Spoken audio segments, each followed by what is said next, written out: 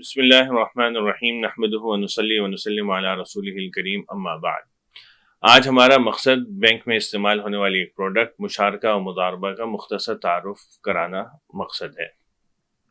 مشارکہ و مضاربہ بنیادی طور پر پارٹنرشپ کی دو قسمیں ہیں، دو ٹرمینالوجیز ہیں۔ مشارکہ وہ ہوتا ہے کہ جس میں سارے پارٹنرز انویسٹ کرتے ہیں اور پھر پروفٹ اینڈ لاس کی بنیاد پر کوئی کاروبار کرتے ہیں، اور مضاربہ میں یہ ہوتا ہے کہ انویسٹمنٹ ایک طرف سے آتی ہے اور دو پارٹنرز ہوتے ہیں، ایک انویسٹ کرتا ہے، دوسرا کام کرتا ہے۔ جو کام کر رہا ہوتا ہے وہ انویسٹمنٹ نہیں کرتا، جو انویسٹمنٹ کرتا ہے وہ کام نہیں کرتا۔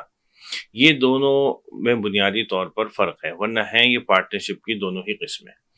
ان کو شروع کرنے سے پہلے چند باتوں کا خیال رکھنا ضروری ہے۔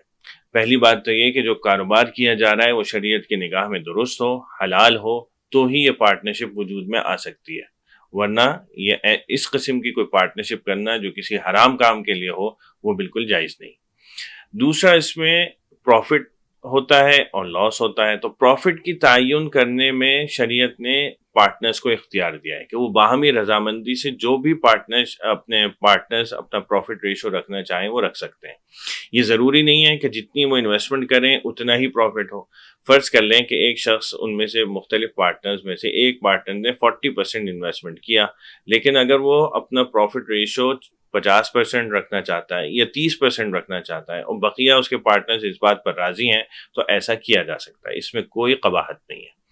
لیکن جو لاس ہے، لاس طے کرنے کا اختیار شریعت نے پارٹنرز کو نہیں دیا، بلکہ خود طے کر دیا کہ جتنی آپ کی انویسٹمنٹ ہوگی اتنا ہی آپ کو لاس بیئر کرنا ہوگا۔ اگر آپ نے 50% انویسٹمنٹ کی ہے، لاس آپ نے 50% ہی بیئر کرنا ہے، چاہے آپ نے پروفٹ 40% لیا ہو یا 60% لیا ہو یا 50% ہی لیا ہو، کوئی بھی ریشو لیا ہو، لیکن لاس آپ بیئر کریں گے جتنی آپ کی انویسٹمنٹ ہوئی ہے۔ تو لاس کا اختیار شریعت نے اپنے پاس رکھا ہے، پروفٹ کا اختیار لوگوں کو دیا ہے۔ اسی میں ایک ضمن میں یہ بات بھی ہے کہ اور پروفٹ بھی آپ جب لیں گے جب ایکچوئل پروفٹ ہو، یہ نہیں کہ آپ پہلے سے طے کر لیں کہ مجھے اتنا % آپ کو دینا ہے۔ ہمارے یہاں معاشرے میں ایسا ہوتا ہے کہ ایک شخص مثلاً کاروبار کر رہا ہے کپڑے کا، جائز کام ہے، حلال کام ہے، کوئی شخص اس کو آ کے پیسے دیتا ہے کہ جی میرے پاس یہ 15 لاکھ روپے ہیں، آپ یہ اپنے کاروبار میں لگا دیں اور مجھے 15,000 روپے مہینہ آپ متعین طور پر دے دیجیے گا۔ وہ بھی خوش ہو جاتا ہے اور وہ بھی دینا شروع کر دیتا ہے۔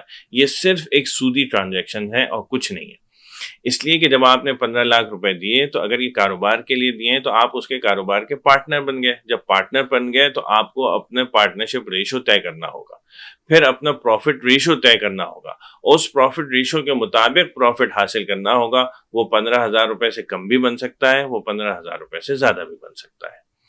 تو یہ وہ پروڈکٹس ہیں جو اسلامک بینک اپنے ہاں استعمال کرتے ہیں اور شریعت کے ان قواعد کو پیش نظر رکھتے ہوئے استعمال کرتے ہیں۔ اللہ تعالی ہمیں ان کو صحیح طور پر سمجھنے کی اور ان کو صحیح طور پر استعمال کرنے کی توفیق عطا فرمائے۔